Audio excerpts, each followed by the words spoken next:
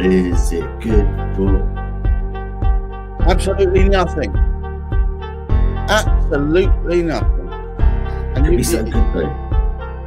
Well, no, the trouble is people don't take a look at these things closely, so they don't realise. Maybe that's because they don't want to. Bienvenue, welcome once again to another one of my live streams. Of course, I'm joined by my rhythm pal, the inimitable other half of this duo, David Chernick. Yo! Talking about modern sales, and when we started this, it was basically the code for it was what's grinding David's gears this week about modern sales. What are we talking about today, David? Okay, so I mean, anybody that's spent any time in sales or marketing for that matter will know that there's often been this sort of disconnect between those two functions, sales and marketing. And you'd have thought that by now, this thing would have, they would have found a way to align themselves. But they just haven't. And HubSpot just brought out their annual State of Marketing report. It's worth reading. They go out to loads of marketing managers and they ask them what their concerns are, what their plans are, what they've been working on. And sure enough, every year, I mean, this has been since I've been involved in sales, marketing and sales are misaligned. And what does that mean? It means that they don't really have healthy communication between them. You have marketing people going off trying to find leads and sales opportunities, and then salespeople, not closing those leads or complaining that they're the wrong ones. Dropping the ball, maintaining relationship, losing the impetus and momentum that have been gained, going off half cock, reimagining what they think they've got is a lead when it's not a lead, or reimagining what they think is not a lead that should be a lead. All of the above. I'm sorry. Now the results are pretty stark. I mean, it is not just a few cases, but if you look at your own business, you will see probably that whatever work you're doing in marketing, good or bad, isn't necessarily reflected in your sales. So in this report, only 35% of people working in marketing felt that they were closely aligned with sales. And that has a big impact. As I've sort of said here, marketing budgets are wasted. All that money that you're churning into, the money you're shoveling into the Google machine for your ads and your pay-per-clicks and your SEO, you get the odd spark here or there. We know that whole marketing effort needs to be really tightly controlled because the money that you have to shovel in has to increase over time. Not inconsiderable, and it's ongoing, and it's measured not in terms of days or weeks, but in months and years. Often you need to put 6-8 months worth, for instance, on the SEO front, for it to reap any real rewards, and you need to be prepared in your mind and also in your budget to be able to do such a thing. The same happens in more sort of organic content, and I dare say in what you do with LinkedIn, all of the effort that you put into writing content, to disseminating it, to getting your clicks and nurturing relationships, that's all very costly. It takes a huge amount of time and effort. If you're a business leader, you're having the marketing director bashing on your door asking for better budgets or renewal of their budgets, and you're looking at the sales and you think, hang on a sec, where is the return on marketing here? What is it? Why is it not turning actual paying customers? Been both sides of this, as you know. Been both sides of it, and I think I've got not the answer, but I've got clues. So I run my own marketing agency right now, which now, as you know, has got two sides of it. One of which is very much about the leads, the other one's very much about the marketing. And the marketing, you almost have to educate people, does not directly lead to leads. It's about creating authority. It's about creating a pattern of information so people can see the relevance of your company, of your brand, and what you do. And it's really to back up when people are checking you out or interested in finding more, that all they see is all this good information that provides the evidence. But what So you almost need to educate yourself. That kind of marketing, which is a lot of what people do, they're putting out promos, they're producing brochures. All it does not and should not, and I'm in my mind, lead to sales. It leads. Okay, so something needs to happen. The sales is a good friend of mine, Al Tepper. Yes, a lot of people watching this know him. He talks about marketing as being conversations and sales being conversions, and that's a fairly good summary. But where is the disconnect happening? I'd spent a lot of my time looking at people's pipelines. I print them out every so often, because when I do presentations, I sort of take screenshots of these sorts of pipelines. And there's also, just by looking at just by asking for a pipeline, I find out a lot of very important information. Starting with, do they have one? Do they have one that looks like this? Right? Yeah. Is it a spreadsheet? Is it something in their little black book? Is it is it their email inbox? Is it a jar full of business cards with notes scrawled on the back of the business cards, trying to prompt them to follow up? Oh my God! Sending them a quote. But we always have those cards in the big drawer. Yeah, in the big drawer. I keep them in a vase. They're quite decorative, all multicolored. But when I look at one of these pipelines, a lot of things emerge. We sort of start on the left-hand side with qualified leads, and we progress through developing the opportunities, and then closing and getting your money in, and maybe even delivering services, and then it will go on to customer success and all of that kind of stuff. But the point is that if I want to look at an opportunity on here and then figure out where it's come from, it will have come from marketing of a sort. But is it the organized, paid for marketing that you intentionally set out to achieve, or is it just something that happened as a result of a chance interaction? Or is it, that you have targeted 1,000 people and one of them has emerged and materialized onto your pipeline? It just points to a huge waste of money and effort. It's not changed. Well, let me address that. It looked like you put your hand up just then. I put my finger up. I did say, "Oi, listen to me now." No, okay, I have a dream. No, none of that. What? Here's the thing.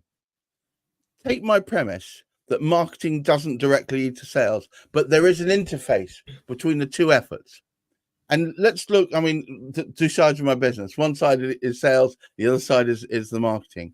The marketing sets the scene by which you can ensure that anyone checking out a business is reassured that they are what they say they are, they can do what they say they can do, and they're safe bare hands. So all they're doing is they're removing doubt. The sales side then says, we're looking within the people who have read or understood this information, those who need that service, need that product, need it, and either self-identify or can be brought along the journey by the salesperson so that they actually see, hang on, I do need that. That is the product. That is the service for me. And then the sales is then chaperoning them through so that they understand the relevance to them, that they become acquainted with how it can make them money or achieve their goal or whatever it is. And then when the sale close, this is in my mind, so forgive me. I'm not trying to teach you this like a growth now. But by the end of it, when the hammer comes down, it's not a matter of them saying, well, if I must write that check, I'll write it. It's almost like, I understand the benefits it's going to give me, so where do I sign? That's how it's going to be by the end of it. That they want to, that they're pre-sold from shortly after they've joined the sales side. They're already pre-sold on the idea. Whether it will work for them is then defined by budget constraints and timing. All right. That's heavy, man. I know it is. I try and think of it a bit more simply. I think actually people who sort of focus their time on closing deals, the sales force, would look at it a little bit more simply than that. And maybe this is part of where the disconnect is. In fact, I was going to come to this, but as a sales director, or when I'm an MD with my sales director hat on, give me a product.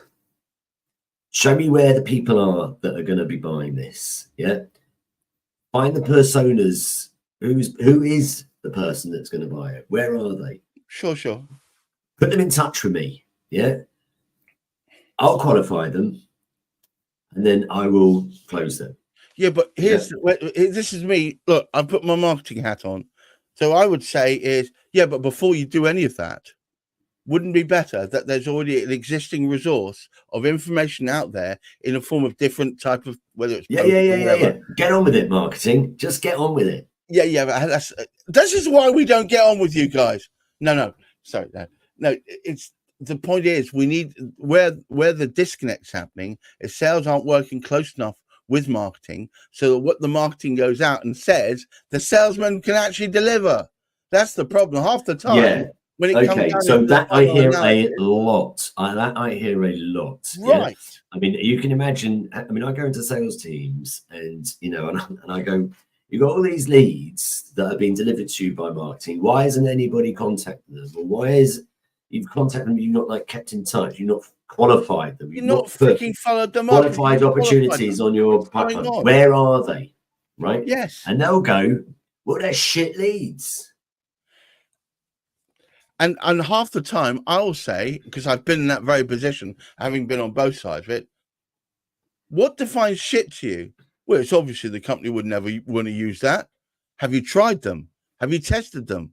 Have you checked with them? Have you contacted them in any shape or form? If only to say, we're doing this and we think it might be relevant to you. Yeah. Would you like to talk about it still further? There are some poor communication skills and execution in sales. And assumptions being made right off the bat. All sorts of different things like that, yeah. They're not going to be interested, they don't look right, and all of that kind of stuff. Now, that's not to say that those salespeople are always wrong. No, they're sometimes quite right. But I mean, and if they are wrong, go back with some evidence to the marketing team and show them. I've now spoken to, and my teams have spoken to, a lot of these guys that you sent our way, and here's what we found, right? And that can help then, adjust the marketing tactics probably, or even the targeting. But I think there should be a marketing sales liaison in most liaison. Yes, it's the person that can go to the salesperson and say, look, we want to give you the right stuff. Let's reverse engineer it back from your ideal client that's paying good money, making your residuals come through and smacking your target hard. What would define them to you? Let's reverse engineer it back. And what information would you need to be out there to help that happen? I don't mean just brochures. Dude, I've done that a million times. I mean, right at the beginning of my career, I can remember a guy coming to us. Actually, I tell you, it was the sales director who came to all of the top salespeople and asking for feedback. What am I going to say to marketing so that we can improve what we're getting from marketing? Yeah, but I'm not convinced that the information then passed from his lips correctly to marketing. Well, I've got to say we were a little bit nonplussed at this question, because the fact of the matter is we didn't really know. We knew what we were not being successful in, and we thought we had a clue about what we really needed, but it was not that succinct. The thing is that who has overall responsibility for things like the product? Who has overall responsibility for things like the ability to execute those products, to deliver, for distribution and for pricing and all of those kind of things? And frankly, that is a marketing job. Yeah, the marketing is the department that will turn your business's vision, expertise and passions into stuff that customers could buy, products. Yeah, they're the ones who'll price those products. They'll do the research to figure out how much people are prepared to pay, who is prepared to pay them, where those people are. Yeah, what kind of language do we need to attract them? How do we engage them? How do we develop conversations that, as you pointed out, might span many months or longer? Yes. Yeah, so You that need to start that ultimately process we way can in then advance. deliver to the people who are going to close these deals Right. some fairly packaged up sales opportunities. Yeah, some people that say, do you know what, I'll buy that for $1. I'm interested. Tell me more. You know, But I'll it click the actually should button, be. send me. But it shouldn't be like a sales opportunity. By that stage, it should be almost, I wouldn't say inexorable, but look, when the salesman phones them up, they should be saying things like, I see that you've shown a lot of interest in this kind of product set, and that you want to know where it lies, either compared to our competitors or compared to your own goals for this next quarter. And I see you've already downloaded sample sheets that give you some of those answers. And what I thought was we could spend some time so I could characterize it within the boundaries of your own actual business. So Yeah, and that's why we'll start a sales conversation by trying to figure out what somebody's own personal issues are. Yeah, tell me about your own issues. We've marketed to you. You've come in because you've taken a bite. You think that sort of chimes with what your life is like. Now you tell me in your but own most situation. sales conversations, even after marketing, in my experience, we're still well, we've never met. Nice to meet you, touchy feely. What is it you're really interested in? Fuck me, man. We already passed all that ages ago. The salespeople almost wind it back to ground zero and start again. And I think that in some ways alienates the client, who at that stage already believes that the salesman should already have an understanding of where they're at. So I think that's part of what's certainly I see at the beginning of that pipeline situation, the stuff that falls into the pipeline right at the top of the funnel. Whereas every time the salespeople complain that the leads are shit, the marketing people just try and pour more and more leads in there. And so you then end up with a huge overwhelm of leads that haven't and perhaps can't even be followed up just because of the sheer volume of them. And then, you know, managers are going to start getting really upset at all of this. You know, we provide all these leads, you guys aren't following them up. Yeah. And it can be hard to follow up, you know, 1,000 leads and to find your 10 opportunities that can make your buck. You know, it's hard to sustain the level of activity that is required to do that. Dare I say it, and this and they're basically cold calls. They're still cold calls. They should not be cold by the time they arrive at the top of the pipeline. So, okay, this is a shameless plug, but our system works on the basis that our marketing team already has had messaging interaction with the prospect, where they're asking questions and creating that sort of interest. As Al Tepper would say, conversations. Quite right. And stories, and relating it to, you know, talking about past stories, relating it to what they're trying to achieve. So by the time the salesperson, which happens to be me in this particular case, comes along, I'm already saying, so we've got different varieties of what we do, which can get there quicker or slower. Which do you want to go? Do you want to go quickly or slowly? And also, are you concerned? Is your budget stretched this far or this far? Those are the conversations I'm having. Now, the bottom line that I would, the bottom line, I have to interrupt because I can't get a word in edgeways. Sorry, man. But you know, from a sales, what is sales? Sales is the conversion. Yeah, and I think it's easy to dismiss all that gets involved with that conversion process. Even salespeople find it difficult to articulate all of the different competencies that go into converting a sale, and there's a lot to it. There's psychology, there's process, there's strategy, there's all sorts of different competencies that are required. It's not just the gift of the gab, and it's not as simple as just asking for the order, although that is part of it. No, in fact, I would prefer it if the marketing and sales could be integrated enough that you wouldn't have to ask for the order. Almost halfway through the process, the client would be saying, so we start once we've done this bit. That should be Yeah. should be the way the conversation goes. That sounds like utopia, and maybe AI will take us there. And No, I'm already there. That's how I roll. That's how I roll, man. That's how I roll. Seriously, Man. we had 2 weeks of lead in before the sale, before they actually paid the money, and they were already talking about, so the second route would be after this thing, and we're going to start this bit first, are we? They say, whoa, slow down. We first need to gather some information.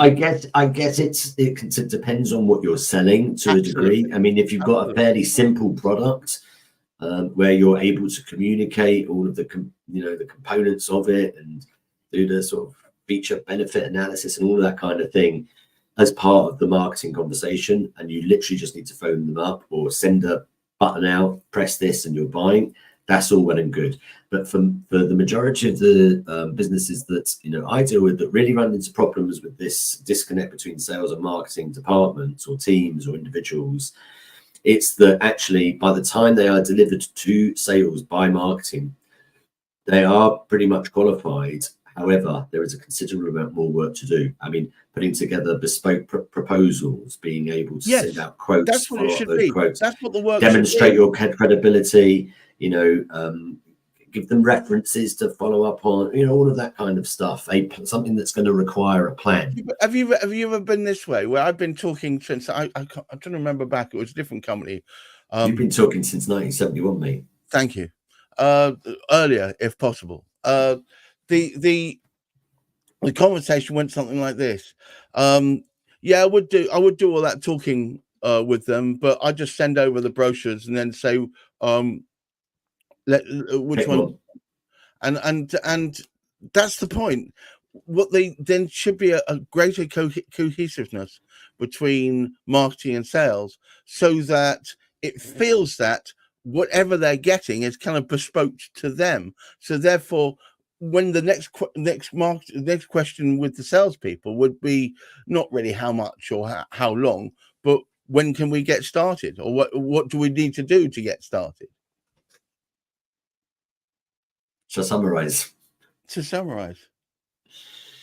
So, okay, just to start off with, the backdrop to this is that since sales and marketing have been on my radar, which has basically been the majority of my life, there's been a disconnect between sales and marketing. Marketing people are fed up with sales for not converting all of the leads that they provide and put lots of effort and money into doing. Salespeople are very dissatisfied with the quality of the leads that come their way, and they're the wrong ones because they can't close. Well, there's too many. This is a very expensive and time-consuming activity. It requires a lot of effort. So, what can we do about it? And it's difficult to find conclusions. This is an age-old question, but I think that what we've discovered in this conversation is there are a couple of different things that we could do to help the situation. One is, and it's really the last point I was trying to get to, and I want to highlight it, which is that it's important for people to understand everything that gets involved in closing deals. If marketing understood what was required of the salespeople by the time they received all of these leads that they were providing, I think that would inform the type of leads, or maybe even the format of those leads and how they need to be presented to salespeople. Similarly, where salespeople are struggling to even get in touch with all of these or not even follow up, number one, follow up on those leads, do something with them, because what you're able to do there is to capture some data, to capture some information that is going to be useful to inform your marketing. And I would just add one final thought as well, which is perhaps a subject to expand on another day. But it's very, at its most fundamental, lead generation can be as simple as buying data. You can pay 25 cents and get a piece of data, somebody's name, company name, where they're located, contact details, that kind of thing. Clearly it's only worth 25p, but it's probably not even worth 25p. But it's a very, very low value. And that's why, you can buy thousands of them because they're just so cheap. Hang on, wait.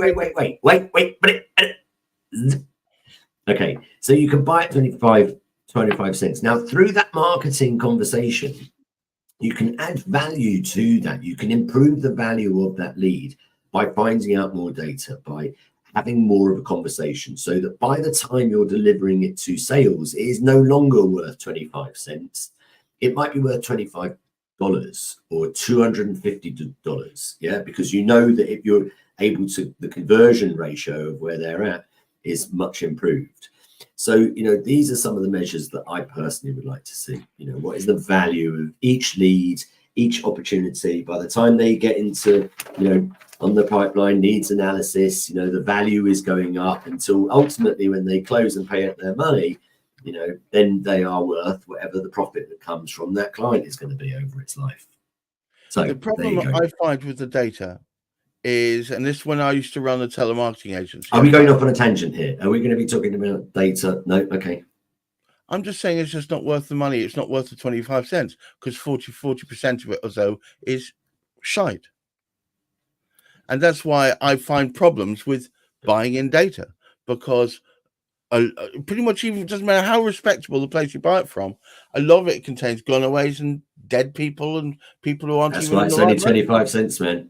But it's less than that. It's like 2 cents. It's rubbish. It takes a lot of effort and all that extra energy by marketing and sales to turn those leads into actually worth anything. And I think that's why I prefer the data scraping kind of work, because you're pulling in data from active people talking about topics rather than a general subject. Anyway, conversation for another day.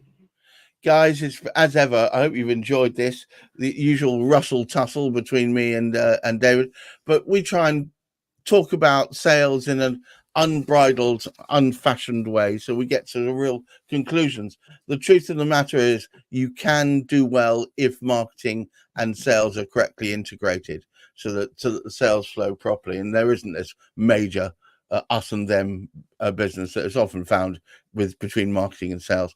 But until next week, I want to thank you all for taking the time out of your busy schedule to listen to two old duffers go on about marketing and sales, like myself and David, to realize that there's never a continuing amount of that coming, because we'll be doing the same thing next week.